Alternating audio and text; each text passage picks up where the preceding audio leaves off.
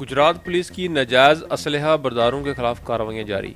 थाना डिंगा और सिटी लाला मूसा पुलिस ने 5 मुलजमान को गिरफ्तार करके 3 कलेशनकोफ, 2 पिस्टल और दर्जनों राउंड बरामद करके मुकदमा दर्ज कर लिया है। तफसीलात के मुताबिक DPO गुजरात सैयद गजनफर अली शाह की ज़ेर क़यादत गुजरात पुलिस की जराइम पेशा अनासर के खिलाफ कार्रवाइयाँ जारी हैं। SHO थाना डिंगा इंस्पेक्टर सरफराज रांझा ने अपनी टीम के हमरा नाजायज़ असला बरदारों के खिलाफ कार्रवाई करते हुए 4 मुलजमान को गिरफ्तार कर लिया।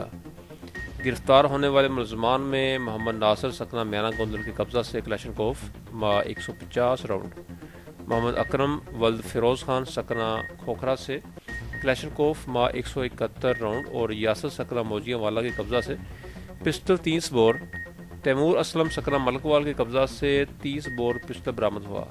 SHO थाना सिटी लाला मूसा SI अदील बोसाल ने अपनी टीम के हमरा कार्रवाई करते हुए नाजायज़ असलहा बरदार अली अकमल सकना नंदोवाल को गिरफ्तार करके इसके कब्जा से राइफल कलेशनकोफ बरामद कर ली।